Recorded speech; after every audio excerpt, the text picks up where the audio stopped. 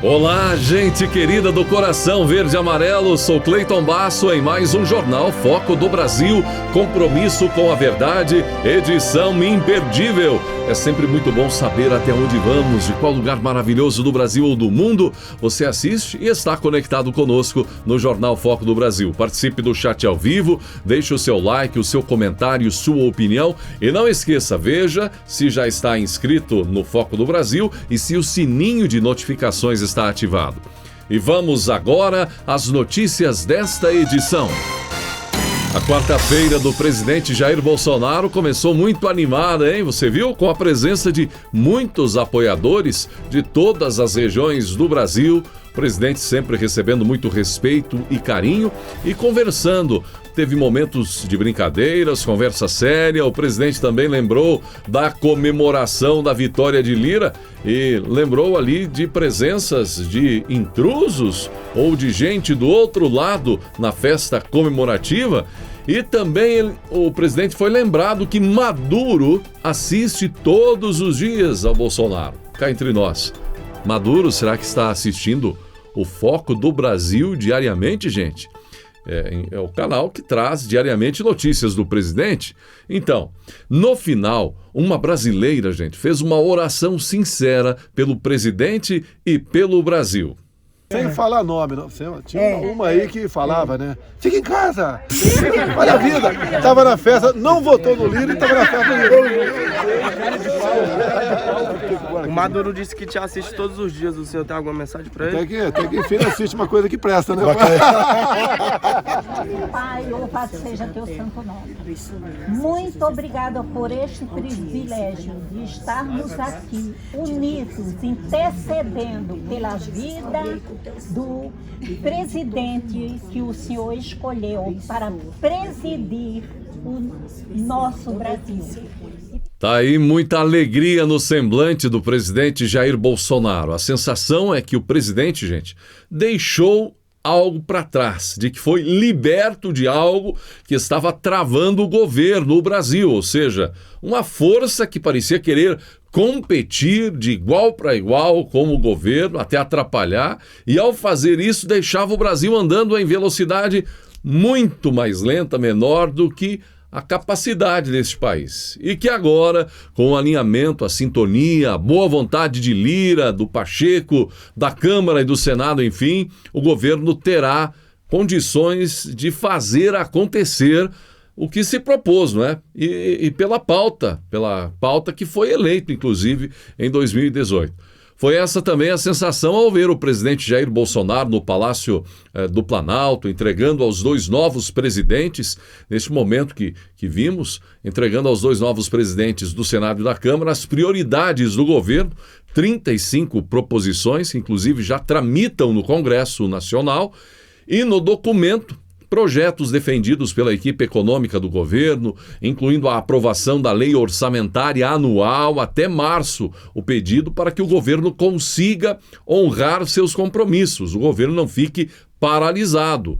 E inclusive, um governo que já está andando em fevereiro deste ano e que não tem a lei orçamentária aprovada ainda está pendente. Também reformulações de marcos setoriais, a autonomia do Banco Central, as reformas administrativa e tributária e as 3 propostas de emenda à Constituição da chamada Agenda Mais Brasil, emergencial, Pacto Federativo e fundos. A pauta também de costumes, como a flexibilização do uso de armas. No tema das privatizações, prioridade para a privatização da Eletrobras. A visita de Lira e também de Pacheco ao presidente teve ainda uma fala rápida à imprensa, onde ficou evidente o foco em pacificar e trabalhar pelo Brasil. Trocamos impressões. Esse diálogo não começou hoje, já começou durante a própria campanha. Apresentamos uma sugestão de pautas para os presidentes da Câmara e do Senado e possam ter uma certeza absoluta, né? O clima o melhor possível e imperará a harmonia entre nós. Esse momento é um momento importante dentro da linha que nós buscamos pregar. Tanto eu no Senado, como sei que foi o compromisso também do deputado federal Arthur Lira, presidente da Câmara, de pacificação, de boa relação, de harmonia entre os poderes, resguardando sempre a independência do poder em relação ao outro, mas é fundamental esse diálogo. E nesse instante, ao sermos recebidos pelo presidente da República, Jair Bolsonaro, a quem eu agradeço penhoradamente pelo gesto de nos receber hoje, recebemos de suas mãos sugestões de pautas que, obviamente, acredito que seja também a atuação nesse sentido do deputado Arthur Lira. Submeteremos aos nossos respectivos colégios de líderes, senadores e deputados, para que possamos apreciar a viabilidade da inclusão em pauta de cada um desses projetos.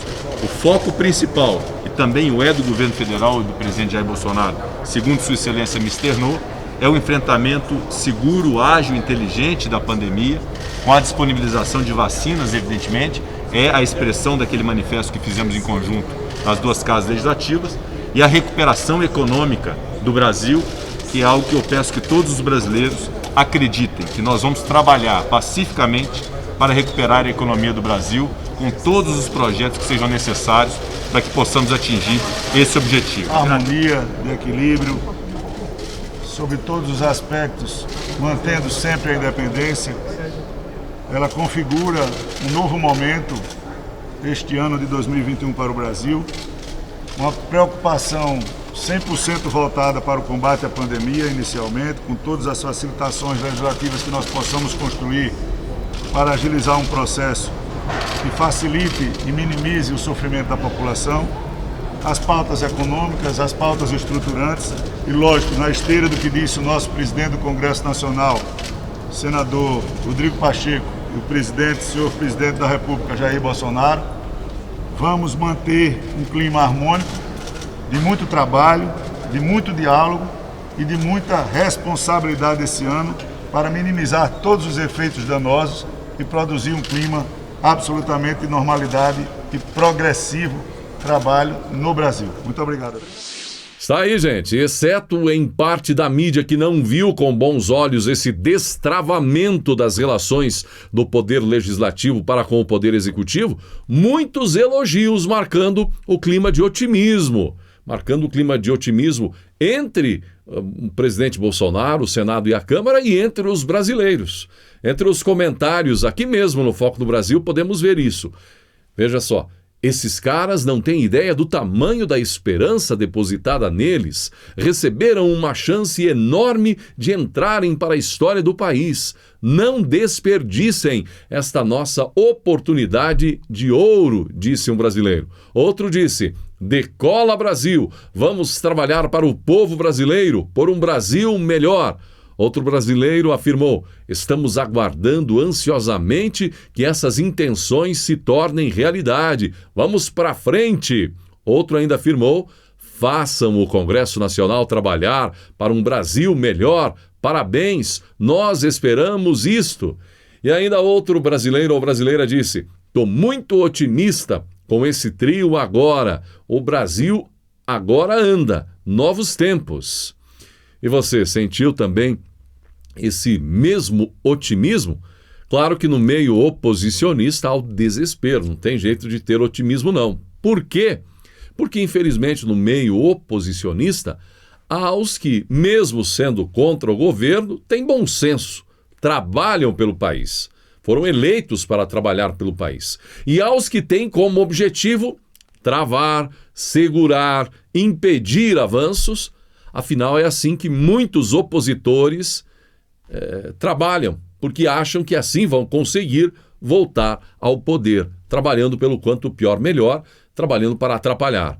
O poder que é feito de alternâncias. Não é porque um trabalha contra o que está no governo que o povo vai levar aquele que trabalha pelo contra, pelo pior, vai ser eleito. O povo é que sabe. E assim as alternâncias acontecem quando o povo quer e não quando políticos querem.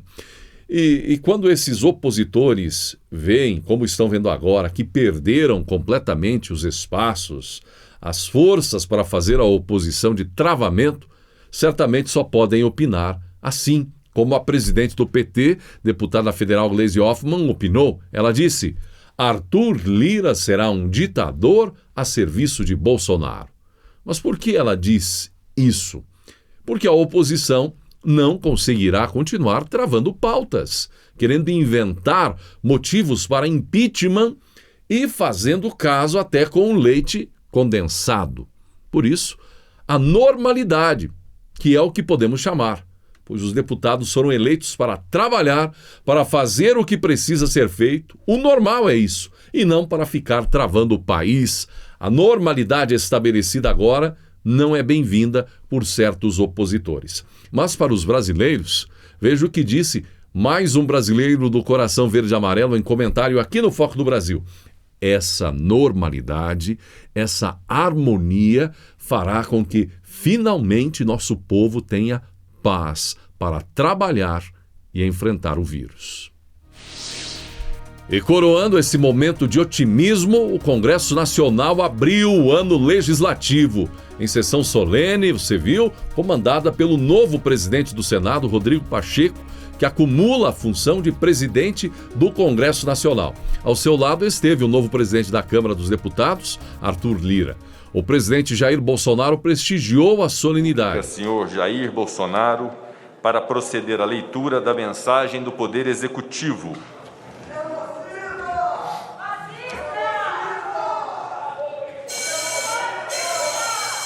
Este comportamento não é um comportamento esperado por parte de parlamentares. A palavra ao senhor presidente da República, que, num gesto de respeito ao Congresso Nacional, comparece a esta casa para fazer o seu pronunciamento e a entrega da mensagem. Eu, quando assumi o Senado Federal, na segunda-feira, com o apoio de vertentes divergentes, eu preguei, entre várias coisas, naquele instante em que assumi o Senado Federal e o Congresso Nacional, nobre deputado, nobres deputadas, que é a pacificação. Vamos dar uma oportunidade à pacificação deste país. E uma delas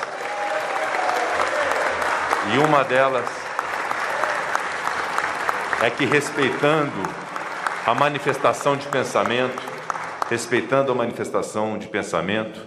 possamos respeitar as instituições deste país. Então eu quero pedir penhoradamente a Vossas Excelências, que foram meus colegas na Câmara dos Deputados quando aqui estive, que possamos ouvir todas as autoridades que se pronunciarão com o respeito que se exige do Parlamento brasileiro. Que saia deste Congresso Nacional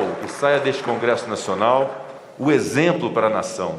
A pacificação da sociedade brasileira não acontecerá se não houver a pacificação das instituições. Então eu peço o respeito de Vossas Excelências para que possamos dar sequência aos nossos trabalhos. Nos encontramos em 22. Faremos, sim, juntos, o que for possível para o bem-estar do nosso povo, do nosso país.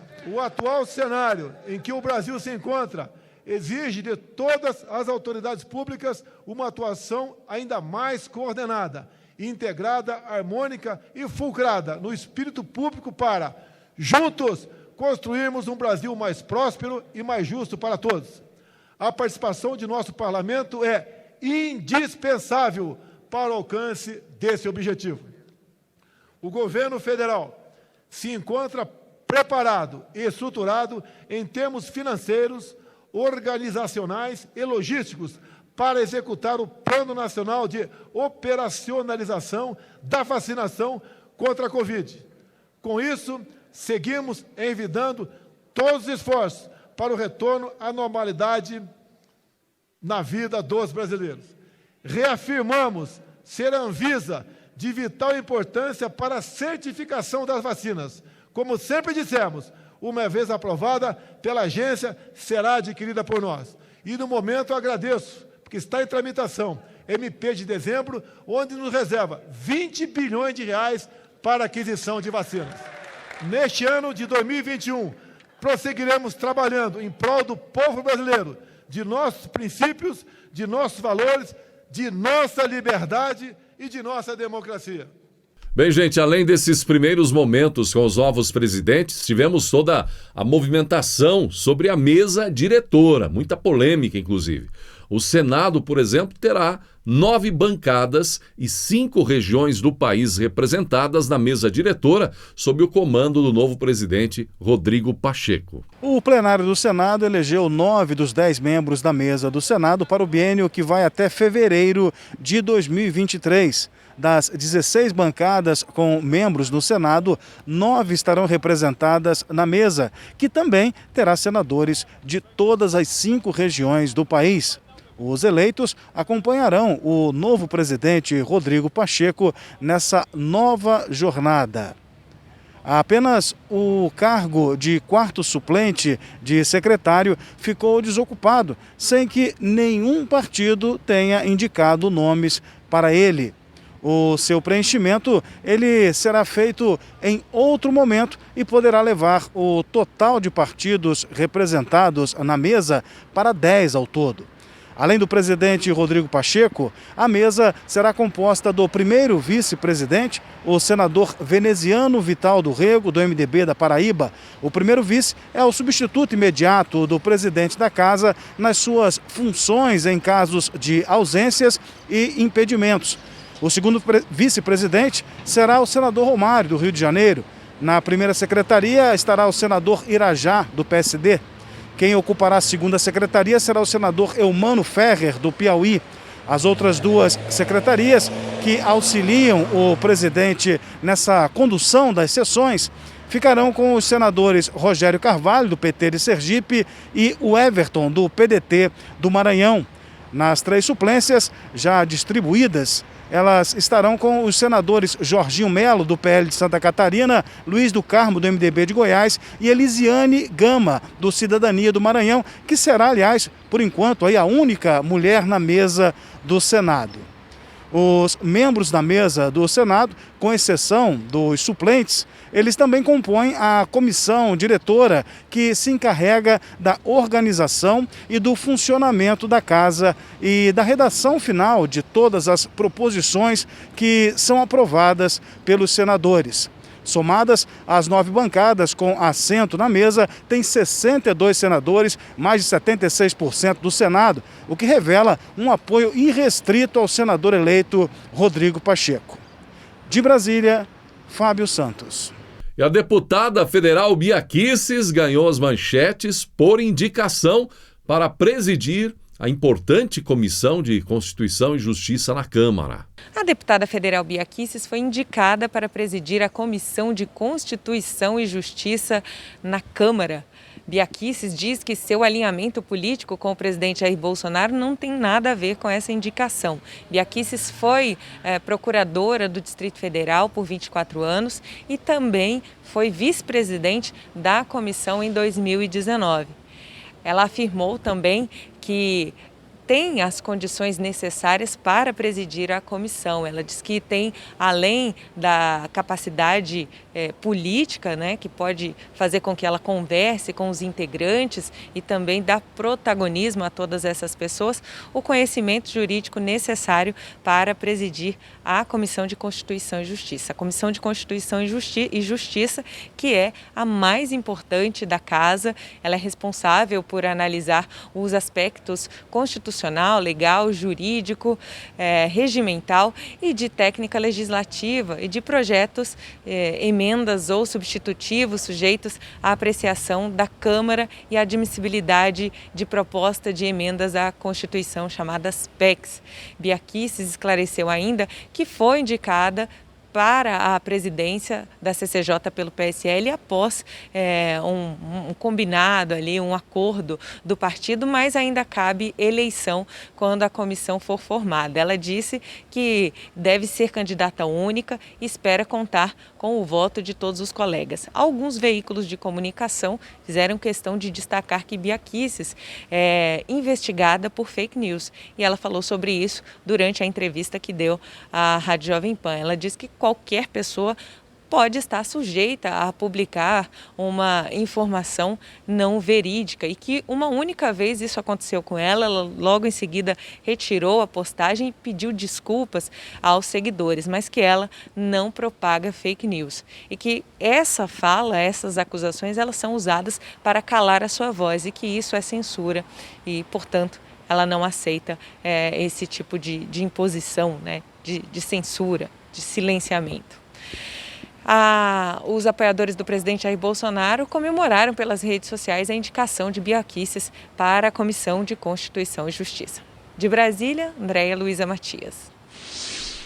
Em dia de muitos momentos importantes, o presidente Jair Bolsonaro teve essa conversa com o presidente do Uruguai, não é? Luiz Lacalle Pou, sobre a possibilidade de flexibilizar negociações de integrantes do Mercosul com outros países fora do bloco. O presidente Bolsonaro também previu a possibilidade de um encontro do Mercosul no final de março, agora no Brasil, possivelmente em março, em Foz do Iguaçu, área de fronteira com a Argentina e Paraguai, também integrantes do bloco, não é? Fronteira com eles. Ao lado do presidente uruguaio agora e de ministros brasileiros, o presidente Bolsonaro conversou com a imprensa e destacou que o Uruguai é um parceiro importante para a integração do bloco comercial. O Uruguai é um parceiro nosso, é um país importante, integra o Mercosul. Conversamos também da possibilidade de flexibilizar para cada país os seus negocios con otros países. Una reunión muy buena con el presidente Bolsonaro, con el ministro Araujo y con el resto de los ministros, en esta diplomacia presidencial que para nosotros es muy importante hablar directamente. Nosotros tenemos temas que nos unen, temas que son de interés de cada uno y temas que nos pueden desunir, que puedo decir tranquilamente que han sido nulos en este caso.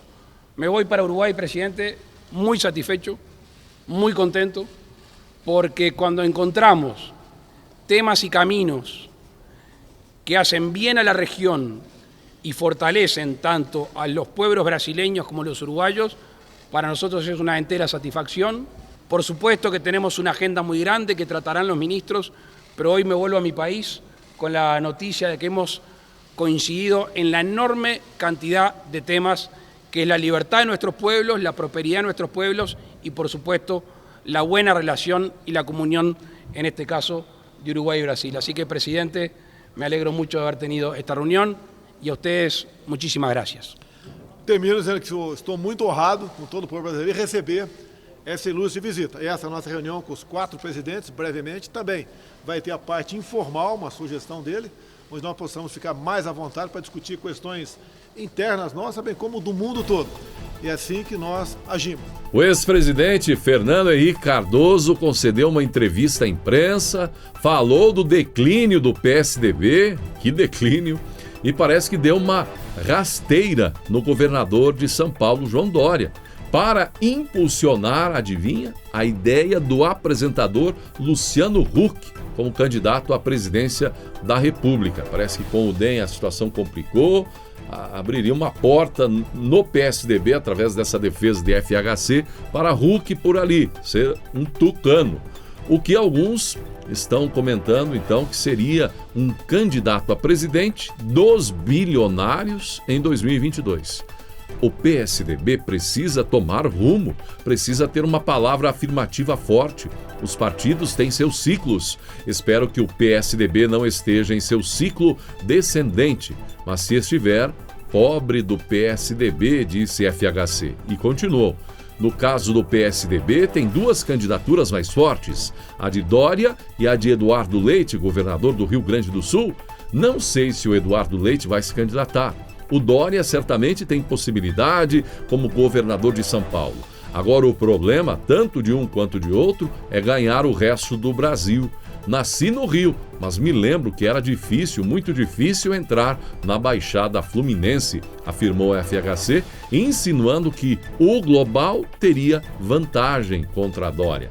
O Luciano tem uma vantagem, ele é conhecido popularmente, ele é conhecido como uma pessoa que sabe falar com o povo, mas não como líder político, ele tem de se apresentar como líder político, defendeu Fernando Henrique Cardoso.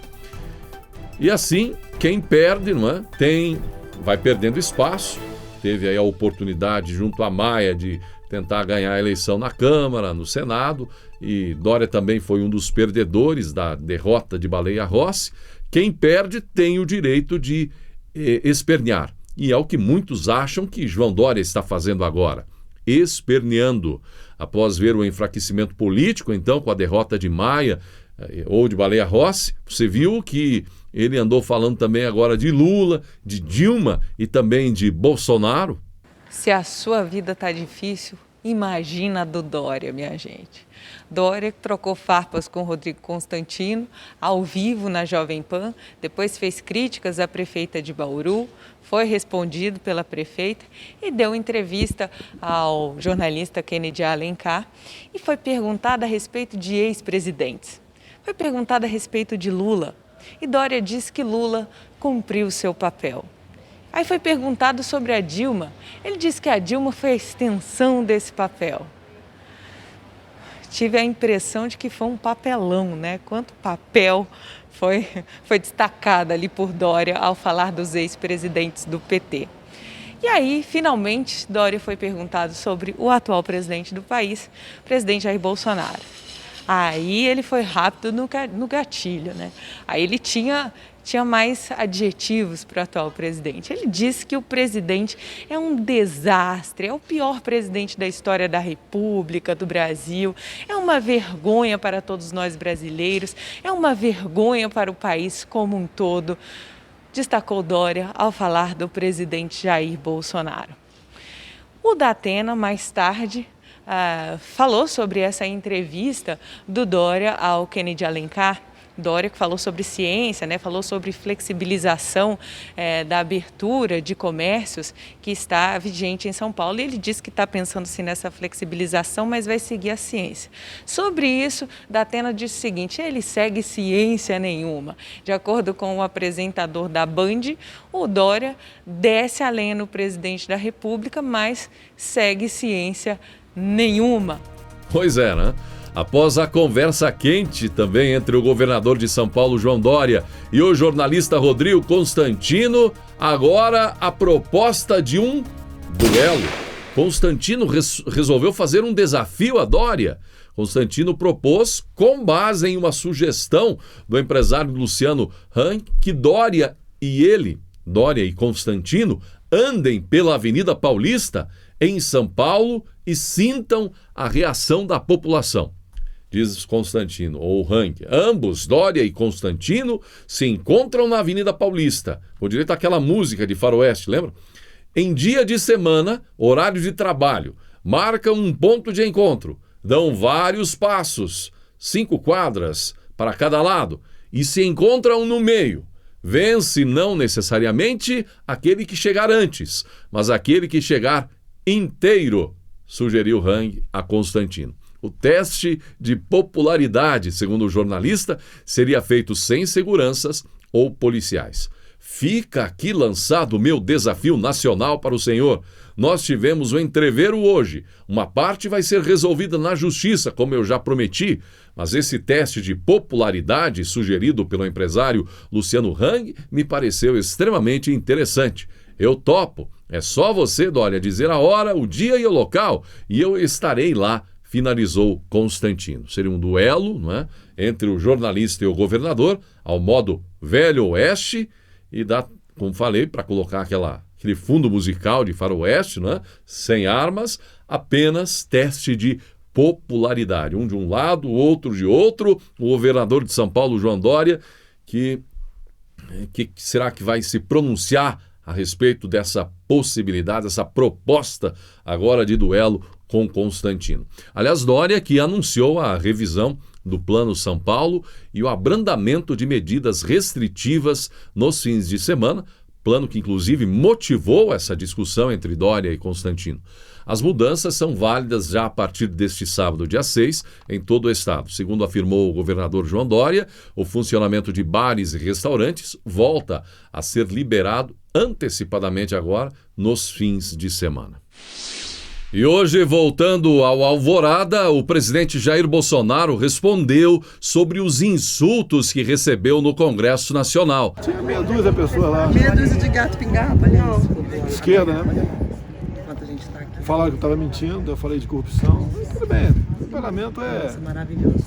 tem esses momentos aí. A grande maioria estava lá e me aplaudiu, né? Aplaudiu o Brasil, não, né? A mensagem demos a ele muito importante é boa. o povo também, né? O povo está do lado. Tinha acostumado a conviver com isso aí. Outra E época. eu falei, está lá no procedimento, né? Não estava no escrito, falei, nos encontraremos em 22, tá ok? Prazer, presidente, eu sou de Campinas. Opa, falei de Campinas hoje. É? Quando falei do acelerador de partículas, né? Sim. Eu falei que eu completei de Campinas, cidade a qual eu sou registrado. E falou ainda sobre a tabela do imposto de renda. Presidente, eu tenho que Bate uma perguntar. Vocês estão pensando em atualizar a tabela do imposto de renda? Está sofrido. Não, ano passado não mexi por causa de gastamos Sim, 700 da bilhões, pandemia. gastei 700 bilhões, então não foi possível. E esse ano, será que tem alguma A economia parece que Agora tá voltando, né? Congresso, dá pra dar uma mexidinha nela assim. Dá pra dar uma mexida, não dá pra onde eu queria que chegasse. Esse ano passado foi um baque muito grande, foi 700 bilhões de endividamento, tá? Mas sei que tá difícil. Assim como o preço do combustível subiu, tem uma defasagem cesta mais de básica, 100%, né? mas é as consequências do anos, fica em casa. Fica em casa que tá tudo legal, não dá. Depois a Economia culpa é do depois, Bolsonaro.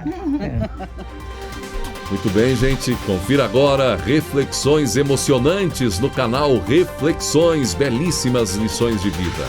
Gratidão pela sua atenção. Clique em Seja Membro para apoiar esse trabalho. E que Deus abençoe a você e a sua família.